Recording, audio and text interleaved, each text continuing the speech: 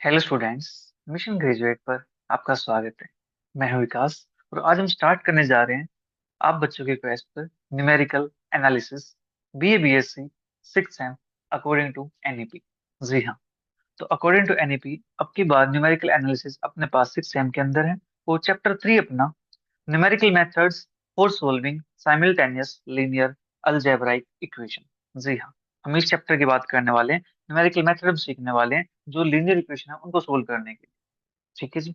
वो linear equation अपने पास वो होंगी यहाँ पे जिसमें जो वेरिएबल्स होंगे वो टू से ज्यादा होंगे। ठीक है। अभी तक आपने क्लास 10 तक क्या सीखा था कि अपने पास दो वेरिएबल थे, उनके इक्वेशन को सोल्व करना सीखा था। ठीक है। आप क्लास 12 के अंदर आए तो आपने तीन वेरिएबल की इक्वेशन को सोल्व करना सीखा था मैट्रिक्स मेथड की हेल्प से। ठीक है। इनवर्स की हेल्प से आपने सीखा था। अब यहाँ पे हम दो से ज्यादा वेरिएबल्स को जो इक्वेशन बनेगी उनको सोल्व करना सीखेंगे। ठीक है। तो चलिए सीखते हैं न्यूमेरिकल मेथड्स। तो काम करते हैं इसके ऊपर। तो मान के चलते हैं कि अपने पास लेट देयर बी एम, कि अपने पास एम इक्वेशन है। ठीक है। There be m first degree equations with n unknowns.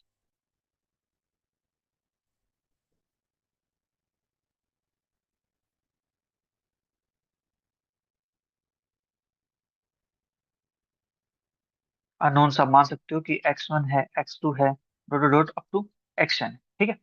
ये अपने पास है कि अपने पास क्या है, m तो इक्वेशन होंगी। ठीक है। मैं इसको हाईलाइट कर देता हूँ। m इक्वेशन होंगी, n वेरिएबल्स होंगे। ठीक है। वेरिएबल्स कौन से? x1 x2 xn। ठीक है। ये अपने पास वेरिएबल है, राइट। तो इसको हम कैसे लिखेंगे? इक्वेशन क्या बनेगी अपने पास? इक्वेशन कुछ ऐसी होंगी, a11 x1 plus a12 x2 plus a13 x3 plus dot dot dot plus के a1n xn is equal to b1। देखो यहाँ पे कोफिशिएंट है जो वो a b c d e f g h इस टाइप ले सकते हो आप, लेकिन अपने पास इंग्लिश अल्फाबेट्स के अंदर क्या एक रेस्ट्रिक्शन है कि अपने पास टोटल 26 अल्फाबेट्स। ठीक है। तो उससे ज्यादा अपने पास नहीं है। तो 26 तो हम लेंगे तो कंप्लीट हो जाएंगे। हमारे पास हो सकता है अभी जो एक्शन तक आए वेरिएबल्स वो 100 आ जाए, 200 आ जाए, 300 आ जाए, इस टाइप से कुछ भी आ सकता है। ठीक है। तो क्या करते हैं, इसको A11 A12 मैट्रिक्स के टाइप से लिख देते हैं फिक्सेस। ठीक है। 1 1 1 2 1 3 ये तो पता ही होगा। जो अपने पास काउंटिंग्स है वो कितनी इनफाइनाइट है। ठीक है। तो इस प्रकार से ये चीजें वही है। ठीक है। जो अपने पास इक्वेशन ये होती है ना, A X plus B Y plus का सी जेड प्लस का डी ओमेगा प्लस का ई टी, इस टाइप से अपने पास जो भी है। ठीक है। तो ऐसे ही ये लिखे हुए, ये जस्ट कोफिशिएंट है। ठीक है। आप यहाँ पे कुछ भी ले सकते हो, कोई प्रॉब्लम नहीं। राइट। अपने पास यहाँ पे जो वेरिएबल्स हैं वो कितने एन तक है। ठीक है। क्योंकि बच्चे अक्सर इसमें कंफ्यूज हो जाते हैं कि सर ये ऐसे कैसे आ गया, हमने तो कुछ और पढ़ा था। ठीक है। इसी प्रकार से जो दूसरी इक्वेशन आएगी उसके जो कोफिशिएंट मान लेते हैं वो क्या है, A21 है x1 plus A22 x2 plus A23 x3 plus dot dot plus A2n action is equal to B2। ये अपने पास राइट साइड के होंगे कुछ इस टाइप से ना, ax plus B y is equal to सी। राइट। तो अपने पास ये इक्वेशन ऐसे ही लिखी गई। ठीक है। हमने क्या किया, सिस्टम को दो वेरिएबल से आगे एक्सटेंड कर दिया। ठीक है। कि हम यहाँ पे एन वेरिएबल पे काम कर सकते हैं। एन की वैल्यू फाइनाइट है, कुछ भी हो सकती है वो, 100 200 लाख 2 लाख कुछ भी हो सकती है। ठीक है। What ever. राइट। इसी प्रकार से अपने पास और इक्वेशन बन जाएगी। ठीक है। इसी प्रकार नेक्स्ट इक्वेशन अपने पास कुछ ऐसी बन जाएगी, AI1 x1 plus AI2 x2 plus AI3 x3 plus dot plus के अपने पास AIN xn is equal to अपने पास BI। ठीक है। और इसी प्रकार से अपने पास इक्वेशंस और आ जाएंगी। ठीक है। लास्ट इक्वेशन लिख देता हूँ, AM1 x1 plus AM2 x2 plus dot dot dot अपने पास AMN xn is equal to BN। ठीक है। ये अपने पास है इक्वेशंस प्यारे बच्चों। ठीक है।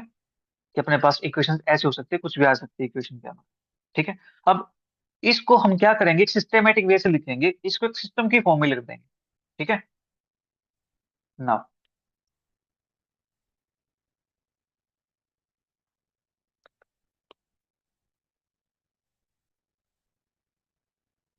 these equations can be written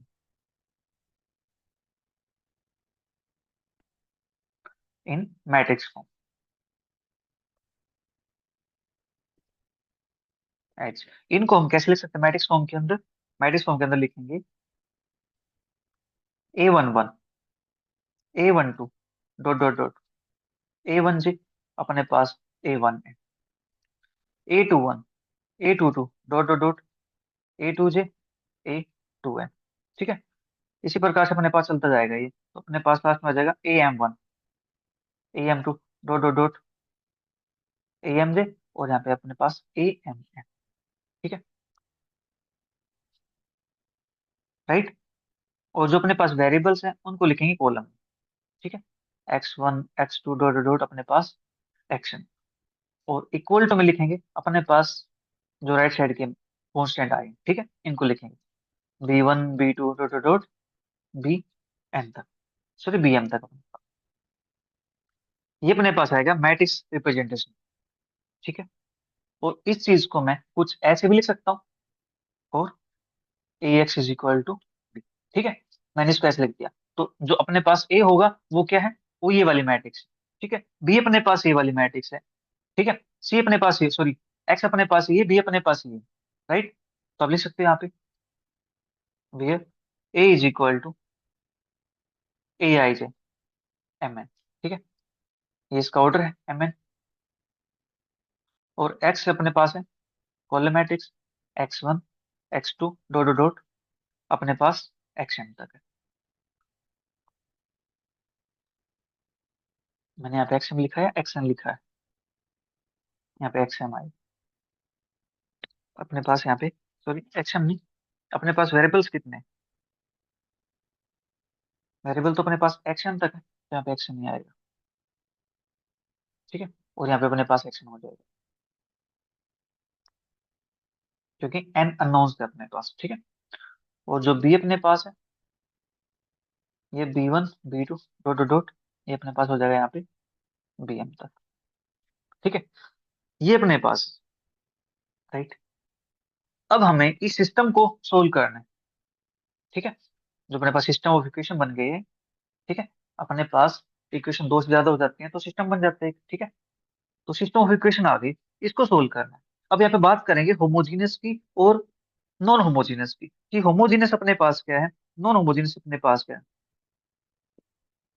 ठीक है, होमोजीनियस इक्वेशन,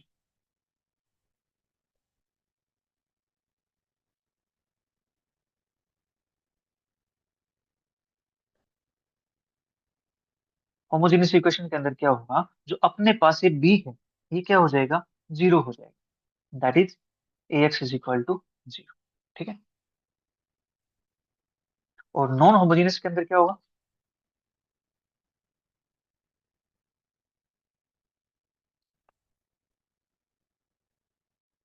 नॉन होमोजीनियस के अंदर AX is equal to B.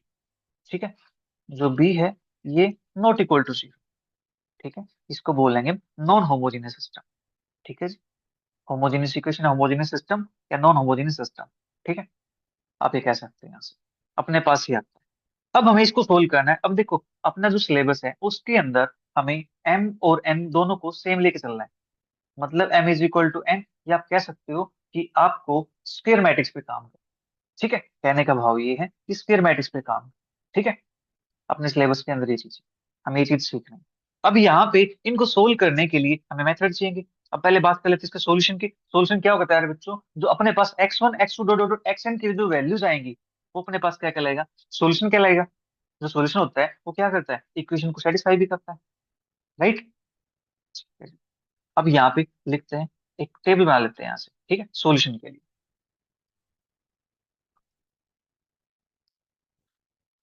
एक चार्ट सा बना लेते हैं ताकि चीजें आपको अच्छे से क्लियर हो जाए। ठीक है, मेरे साथ आप भी बना लीजिए इसको। ठीक है,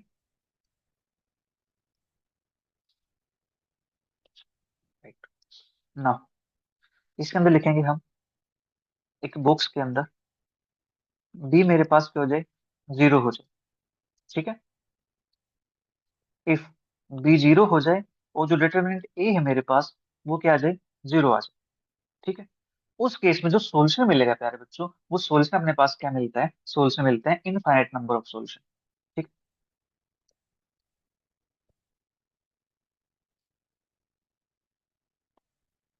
इनफाइनाइट नंबर ऑफ सॉल्यूशन। ठीक। अब दूसरा केस अपने पास क्या है, अगर बी जीरो हो जाए और जो डिटरमिनेंट है अपने पास ए का वो नॉन जीरो आ जाए।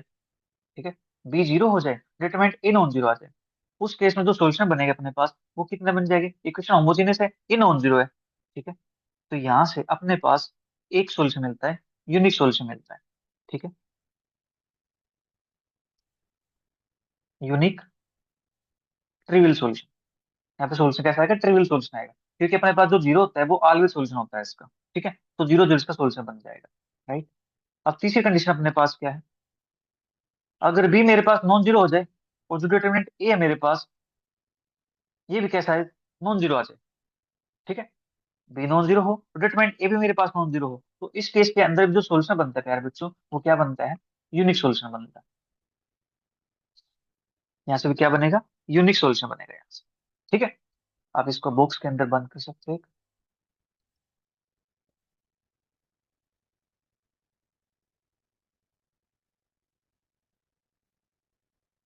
ये बात आपको याद रखनी है, ये बात आपको पता भी हो। ठीक है ना, सॉल्यूशन की बात होगी, अब यहाँ पे हम सीखेंगे डिफरेंट डिफरेंट मेथड्स। ठीक है,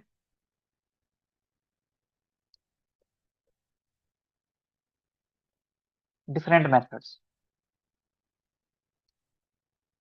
for finding solution. Solution find करने के अपने पास यहाँ पे डिफरेंट डिफरेंट मेथड आएंगे, तो यहाँ पे मैं उन मेथड्स के नेम लिख देता हूँ। ठीक है, फर्स्ट मेथड हम सीखने वाले हैं गॉस एलिमिनेशन।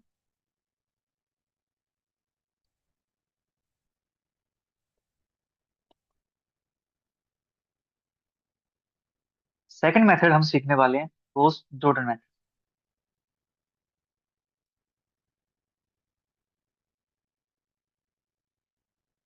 थर्ड मेथड हमारे पास है ट्रायंगुलाइजेशन मेथड,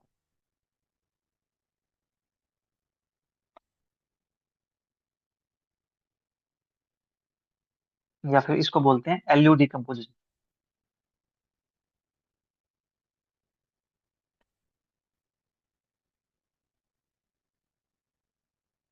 राइट। और फोर्थ मेथड अपने पास चुलेस्की डिकम्पोजिशन मेथड। मैं इसको नेक्स्ट पेज पे लिख देता हूँ।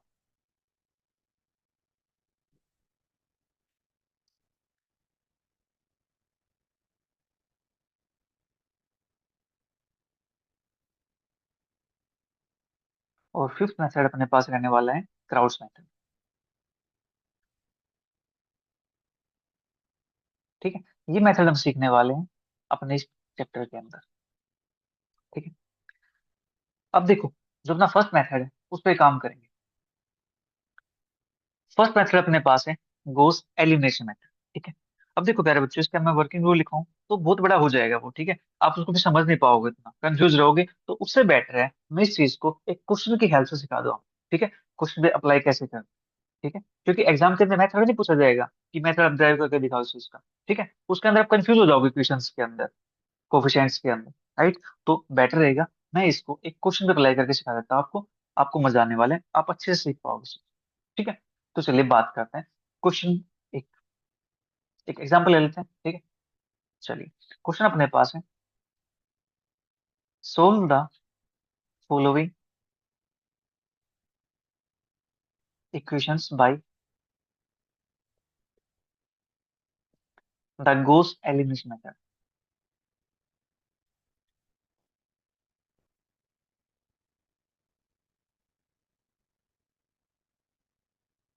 ठीक है, गोस एलिमिनेशन मेथड से हमें क्वेश्चन को सोल्व करना है, इक्वेशंस को सोल्व करना है। ठीक है, तो इक्वेशन अपने पास है 2x + y + 4z is equal to 12, 4x + 11y - z is equal to 33, और 8x - 3y + 2z is equal to 20। ठीक है, हमें इसको सोल्व करना है। राइट, तो चलिए करते हैं सोल्व इसको। मैं क्या करता हूँ, इसको इक्वेशन वन लेट कर लेता हूँ, इसको इक्वेशन टू लेट कर लेता हूँ, इसको इक्वेशन थ्री लेट। ठीक है, सोल्यूशन अपना स्टार्ट हो जाएगा यहीं से। ठीक है, अदरवाइज मुझे दोबारा फिर लिखनी पड़ेगी इक्वेशंस। राइट, या दोबारा लिख देता हूँ, चलिए। ये आपका क्वेश्चन रह जाएगा। ठीक है, मैं इसको दोबारा लिख देता हूँ, कोई इशू नहीं।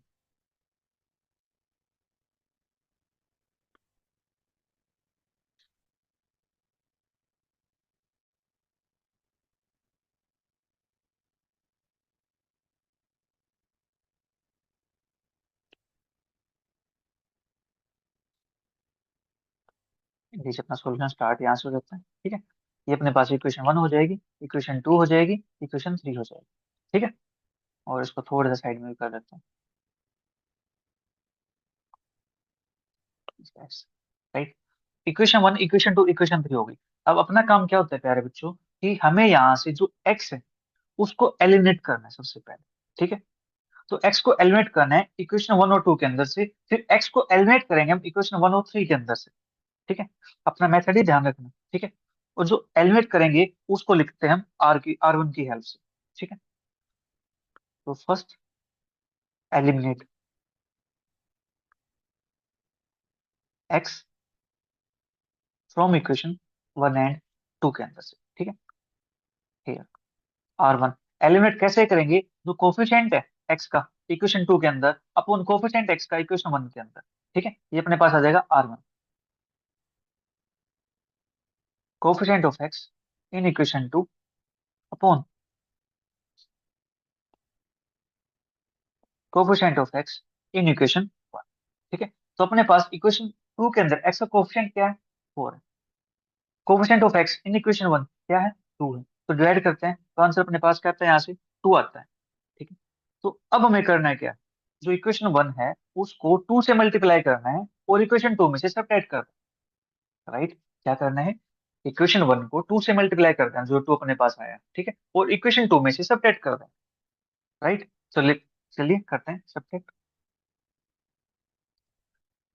Multiplying equation 1 by 2 and subtracting from equation 2 we have. तो इक्वेशन 2 अपने पास है 4x plus 11y minus Z. इसमें से मुझे सब्ट्रैक्ट करना है 2 से मल्टीप्लाई करके इक्वेशन 1 को, that is 2x plus y plus 4z is equal to 33 minus का 2 टाइम 12। ठीक है, हम ऐसे सब्ट्रैक्ट कर लेंगे यहाँ से। नाउ देखो यहाँ से 4x से 4x कैंसिल आउट हो जाएगा। ठीक है, 11y है और माइनस का 2y, that is 9y, minus का z है और माइनस का 6z अपने पास। ठीक है, अपने पास यहाँ से, एक second, 4x plus 11y minus का z। ठीक है, अपने पास यहाँ पे माइनस का जेड है एक। ठीक है जी, और यहाँ पे अपने पास क्या है, माइनस का 2 4 8, माइनस का 8 है, तो -1 माइनस का 8 दैट इज माइनस का 9 z is equal to 33 minus का 24, तो अपने पास क्या बनता है यहाँ से, 9। ठीक है जी, इतना काम हो गया यहाँ से। और इसको मैं क्या लिख सकता हूँ, 9 से डिवाइड कर दूं, आसान काम हो जाएगा। y minus z is equal to 1, इसको नाम दिया मैंने इक्वेशन नंबर 4 का। ठीक है, इसी प्रकार से हम R2 निकालेंगे।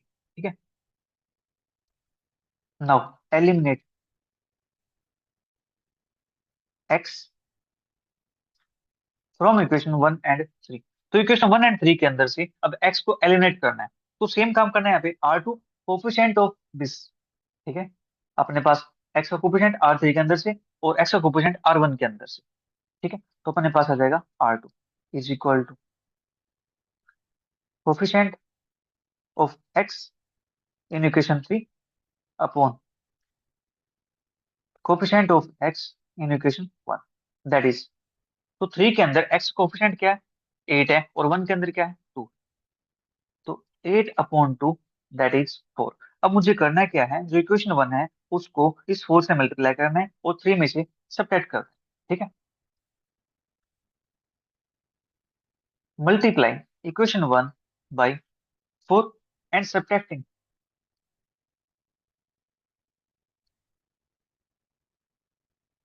From equation 3 we have.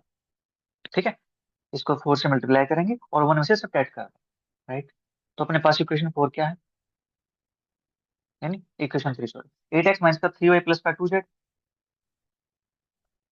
8x minus 3y plus 2z, इसमें से मुझे सब्ट्रैक्ट करना है 4 time equation 1, that is 2x plus y plus 4z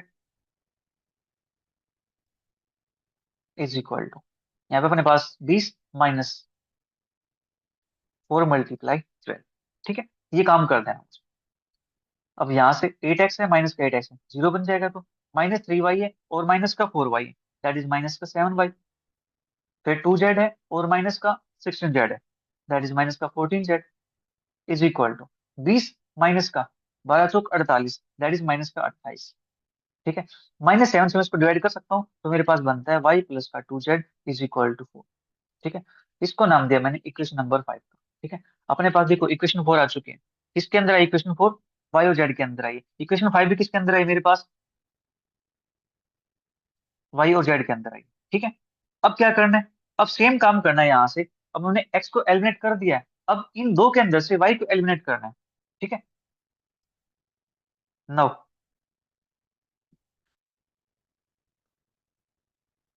eliminate y from equation 4 and 5। तो इसके लिए भी क्या करेंगे? R3 लेंगे, that is coefficient of y in equation number 5, ठीक है, upon coefficient of y in equation number 4,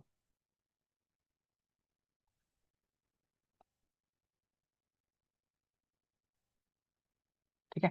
तो 5 के अंदर y का कोफिशिएंट है 1, 4 के अंदर y का कोफिशिएंट क्या अपने पास? 4 के अंदर अपने पास है 1, ठीक है। तो ये बन जाता है अपने पास 1/1 इज इक्वल टू 1, ठीक है। अब मुझे क्या करना है? इस 1 की मल्टीप्लाई R4 के साथ करनी है, R4 साथ करेंगे तो इक्वेशन वही आ जाएगी, ठीक है। तो मैं क्या करता हूँ, डायरेक्ट सब्ट्रैक्ट कर दूं, ठीक है। Now subtracting equation 4 from equation 5, we get 5 अपने पास है y प्लस 2z माइनस, हमें सब्ट्रैक्ट करना y4 को, ये अपने पास है y minus z is equal to 1, that is y minus z is equal to, ये अपने पास है 4, वहां अपने पास था माइनस का 1, ठीक है। अब ऐसे सब्ट्रैक्ट करते हैं तो अपने पास क्या मिलता है? y से y कैंसिल आउट हो जाएगा, 2z प्लस का z that is 3z is equal to 3, तो यहाँ से z इज इक्वल टू मेरे पास आ गया 1, ठीक है। z के लिए मेरे पास 1 आ चुकी है। अब मुझे करना है इसको बैक सब्स्टिट्यूशन मेथड से, मतलब इसको बैक सब्स्टिट्यूट करना है, वापस से पुट करना है z को पुट कर देंगे हम इक्वेशन नंबर 5 के अंदर, ठीक है। तो यहाँ से मेरे पास वैल्यू निकल के आ जाएगी y की, ठीक है। Putting value of z in equation 5, we get z की वैल्यू 1 मेरे पास है, यहाँ पुट करता है इसके अंदर, तो y प्लस का 2 is equal to 4, that is y is equal to मेरे पास क्या मिलता है? 2 मिलता है, we get y is equal to, तो मेरे पास देखो z की वैल्यू भी आ गई प्यारे बच्चों, ठीक है, और y की वैल्यू मेरे पास आ चुकी है। अब इन दोनों वैल्यू को मैं पुट कर देता हूँ इक्वेशन नंबर 1 के अंदर, ठीक है। Now putting the values of y and z in equation 1, we get z की वैल्यू 1 है, y की वैल्यू 2 है, इक्वेशन 1 के अंदर पुट करते हैं। इक्वेशन 1 अपने पास ये वाली है, ठीक है। y के लिए अपने पास 2 थी, z के लिए 1 थी, 2 प्लस का 4 6, और माइनस कर देंगे तो 6 बच जाएगा, 2x इज इक्वल टू 6, तो x इज इक्वल टू, ठीक है, we get x is equal to, तो अपने पास x की वैल्यू भी आ गई है, z की वैल्यू भी आ गई है, हमें और क्या चाहिए था? सॉल्यूशन आ गया अपने पास, hence the solution is x is equal to 3, y is equal to 2, z is equal to, ठीक है। ये आ गया अपना यहाँ से रिक्वायर्ड सॉल्यूशन, ठीक है जी। तो प्यारे बच्चों आज के लिए इतना ही। जो अपने एक्सरसाइज के क्वेश्चंस होंगे वो सोल्व करेंगे नेक्स्ट क्लास में। तब तक वीडियो को एंजॉय करो, नीचे अच्छे अच्छे कमेंट्स करो, अपने सभी फ्रेंड के साथ जरूर शेयर करो। Bye bye, take care, see you, thank you for watching.